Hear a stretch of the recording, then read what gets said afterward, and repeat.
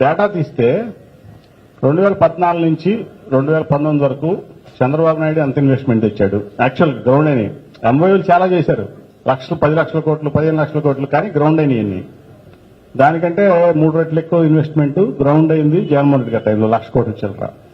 Plus government సెక్టర్లోనే సరే వాలంటీర్లు పక్కన పెడదాం, వాలంటీర్లు దాదాపు 2.5 లక్షల మంది ఉన్నారు. సెక్రటరియట్ ఉద్యోగాలు, గవర్నమెంట్ ఉద్యోగాలు 18,000 రూపాయలు పైన వచ్చే ఉద్యోగాలు దాదాపు 1,60,000 ఉన్నాయి. ఉన్నాయా లేదా? ప్లస్ కార్పొరేట్ సెక్టర్లో కానీ ఇండస్ట్రీలో కానీ 2 లక్షల ఉద్యోగాలు వచ్చినాయి. చంద్రబాబు నాయుడు గారి టైంలో డేటా తీయండి. మీకు చంద్రబాబు నాయుడు గారి టైంలో 39,000 38,000 గవర్నమెంట్ ఉద్యోగాలు వచ్చినాయి, 40,000 45,000 ప్రైవేట్ ఉద్యోగాలు వచ్చినాయి. అంటే ప్లస్ ఇప్పుడు వాలంటీర్లు తీసుకుంటే హానరీ జాబ్ అయినా దాంట్లో 2 లక్షల మంది ఉన్నారు. దాంతో కలుపుకుంటే దాదాపు 6 లక్షల మందికి ఎంప్లాయ్మెంట్ క్రియేట్ చేసింది వైసీపీ గవర్నమెంట్.